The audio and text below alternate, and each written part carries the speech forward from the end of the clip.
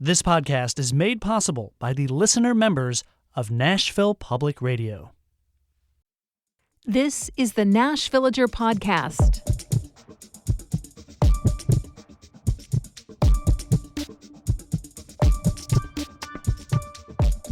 It's March 19th, 2025.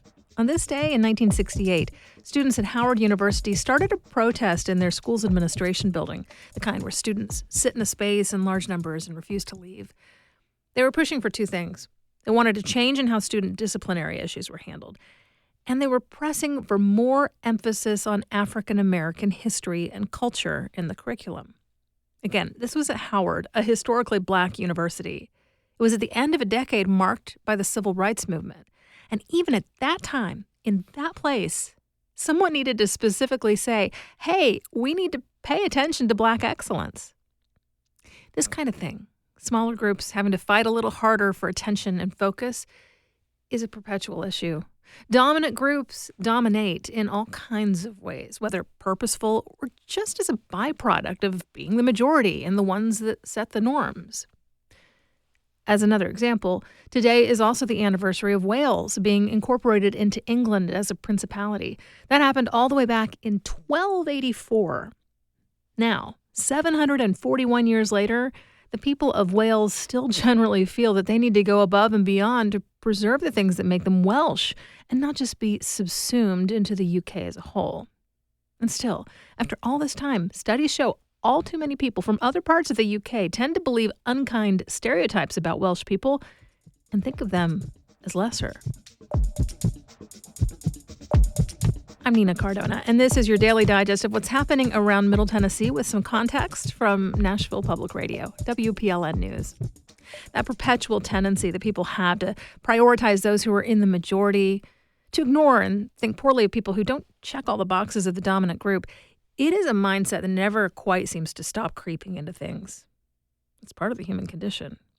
Quite frankly, it's probably a trait that served us well in the caveman days when we were huddling together in groups, trying not to get eaten by apex predators and needing to quickly assimilate to a common strategy. But in this day and age, we tend to operate with more nuance.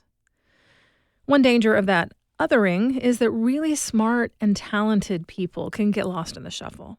I'm talking about folks who have a lot to give the world, but who come from a racial or ethnic or economic group that isn't traditionally associated with their skill set.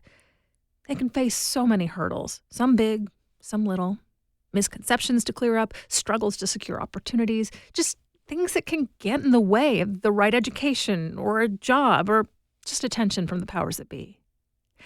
Now, every person faces roadblocks of some kind or another, sure. But for folks already starting at a disadvantage, those hurdles can all pile up to be a mountain in their way.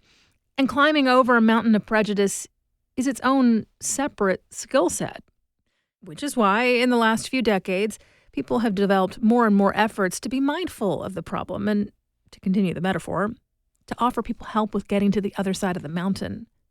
The catchphrase, of course, is DEI, diversity, equity, and inclusion.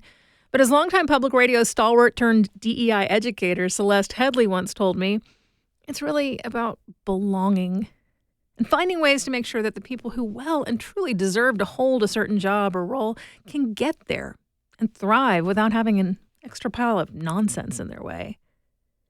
And right now, as I think we all know, we have a president who really does not like those efforts.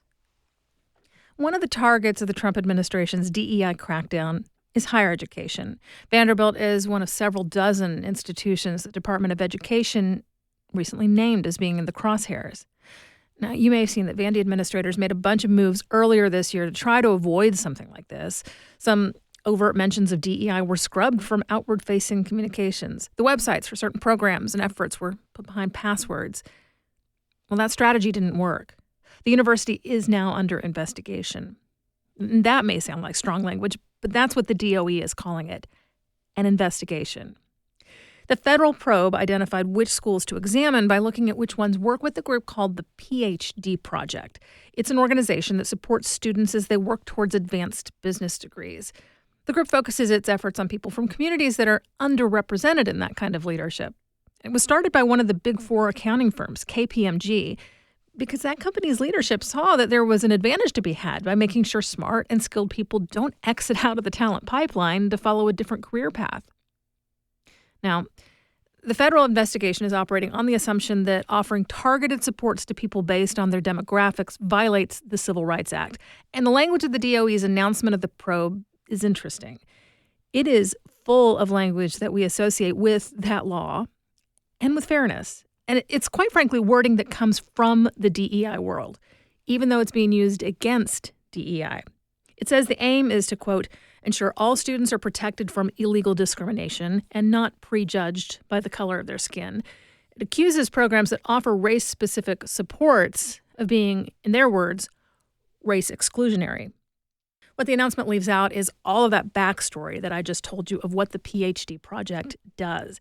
It does not mention the way that a major corporate player identified a problem and devised a solution that aims to get as many people of all kinds into positions of power and influence. The announcement, and it seems the investigation as a whole, are solely focused on who can get access to a very particular leg up. And that's the specific kind of networking and mentorship needed to push past prejudice so that you can get into and finish a degree program. It has no concern for the fact that programs to help climb our metaphorical mountain of obstacles don't serve any purpose for folks whose road to the same ultimate goal follows a different and much flatter path. In just a few minutes, this week's edition of What Wear Wednesday. That's coming up after the newscast.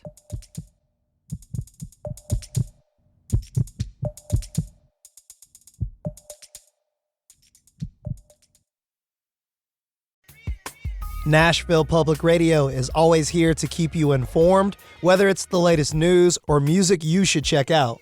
Every week, What Wear Wednesdays shares the latest happenings taking place right here in Nashville by talking to members of our community, putting on events in your neighborhood and beyond. So tune in to What Wear Wednesdays every Wednesday, and you can always find events at WNXP.org/events. Here's the latest from WPLN News. Middle Tennessee school districts are bracing for federal funding cuts that threaten students' access to fresh food and free school lunches. Last week, the U.S. Department of Agriculture canceled $1 billion in funding for schools and food banks to buy food from local farmers. WPLN education reporter Camelia Burris has more about how these changes and others will affect Nashville and surrounding counties. Cheatham County schools say this funding affords them lower food costs. They hope the decision is reversed.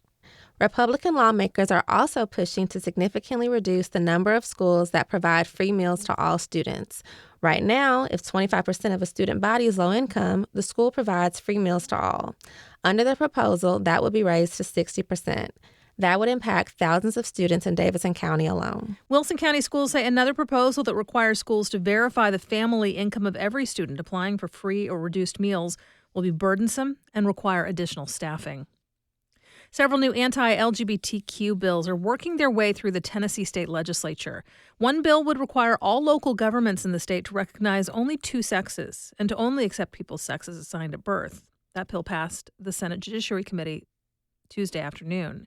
Another bill would require private schools, churches, and summer camps to segregate bathrooms and locker rooms by the sex assigned at birth.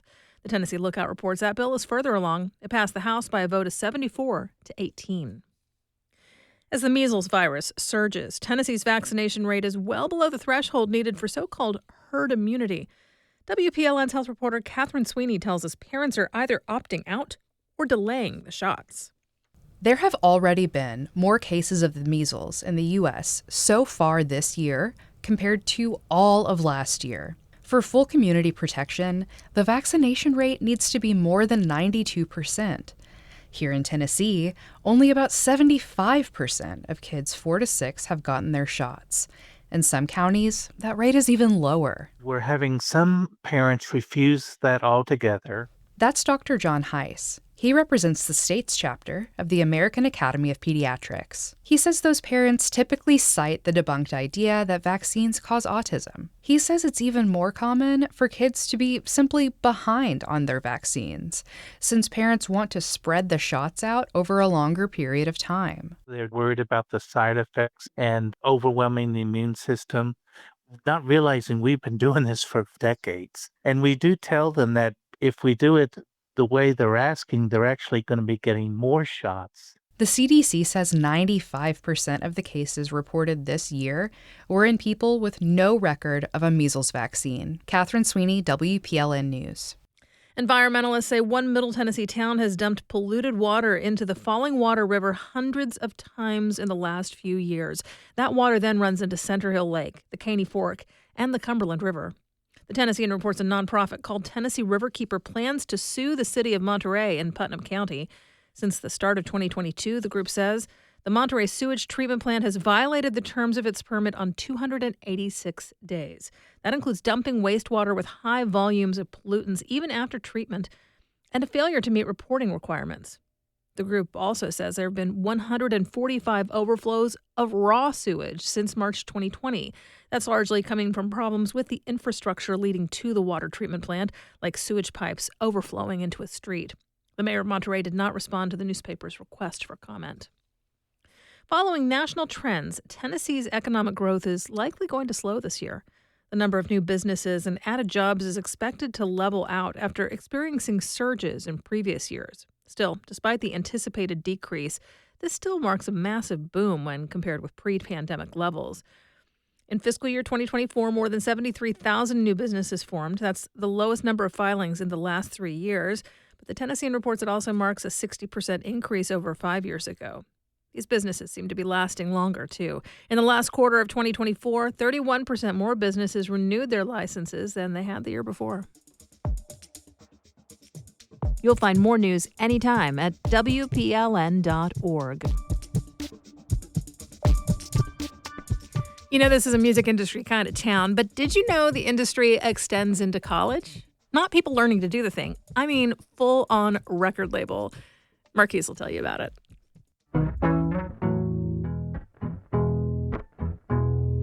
I had a feeling. I'm Marquise Munson, here with another edition of Nashville Public Radio's What Where Wednesday, keeping you up to date with the happenings in Nashville this week. Live music opportunities range from WNXP and Easy Does It Records presents Josh Gilligan at the OG Basement on Thursday. WNXP Trivia is back at the Blue Room, and Jason Isbell performing 4 nights at the Pinnacle, also beginning tomorrow night. Then on Friday night, WNXP presents indie supergroup The Hard Quartet at Brooklyn Bowl. Wrap up your week with Fauna Hughes on Sunday night at Cannery Hall's Row 1 stage. And for more events, head over to WNXP.org/events. Hey, someone likes you.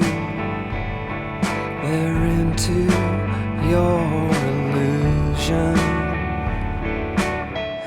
This week for What Were Wednesdays, we discuss Middle Tennessee State University's student-led record label, Match Records, and their showcase happening at the OG Basement this Sunday. I'm Denise Shackelford. I'm an assistant professor at MTSU's College of Media and Entertainment in the recording industry department. I joined MTSU in 2019. I'm come out of the Nashville music business, but it started in the early 2000s. It's gone through a couple of renaming, rebranding functions along the way. I think it was about 2012 when it was rebranded as Match Records. It started out as a class, and I was the professor for the class. The more I did that, the more I saw that we were losing something because there was people could only be in it at a maximum 2 semesters.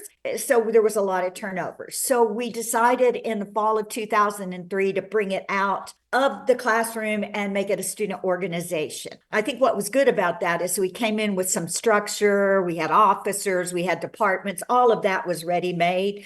And so it made the transition into a student organization pretty easy. I just think that there's nothing better than getting your hands dirty and being able to do some of the things that replicate what happens at a record company in any music city, not just Nashville. I joined a gym to lift the world off my shoulders. I'm getting thin, so I'm not scared of getting older.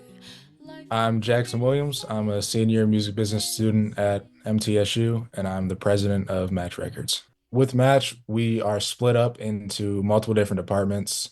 So we have live events, audio and film, A&R, marketing, and creative. And so the total organization, we have 60 members, and each one of those departments has a department head. And I'd say it's split pretty evenly throughout, so about 10 members per department, and they all do different things. For me, we do a weekly meeting every Thursday at 6. So I have to run the meeting, and essentially I'm just, if there's any problems that arise or any questions, I'm the guy to answer them. That's basically what I do. Time is racing, people's faces become so blurry. So much waiting, losing patience. Match has had a huge impact on me. I joined 2 years ago when it became a student organization. At the end of the spring semester, I was elected president. And really, the biggest impact is a lot of the internships and jobs I've applied for. Match Records is the first thing on my resume. And that's the first thing that people talk about is my experience with Match Records. And, especially for these entry-level jobs, they say you need to have 1 to 2 years of experience. This is the experience that we're getting here. We have 13 artists at the moment, and they cover essentially every genre, every popular genre of music. It started off, it was mostly singer-songwriters, but as I've been in it for the last 2 years, we've added 2 country artists, we've added 2 rappers, we've added an R&B singer. I think it's just, we're in Nashville, or Murfreesboro, Nashville. Country is kind of the biggest genre. But I feel like people do more than just country here. Definitely at MTSU, people do way more than that. So we just like to showcase everybody and all the different genres of music. This is our first show in Nashville, our first Match Record showcase in Nashville. We've got 4 of our artists performing: Kylan Aurora, Josie James, Sav, and Cade Ortego. They're all, I'd say, indie pop adjacent. So sort of the same type of genre music. It's at the OG Basement, March 23rd. Doors are at 4:30, shows at 5. I think it's going to be great. I mean, I want to pack it out if possible, get as many people out there just to see, what we can do at MTSU and the talent we have here.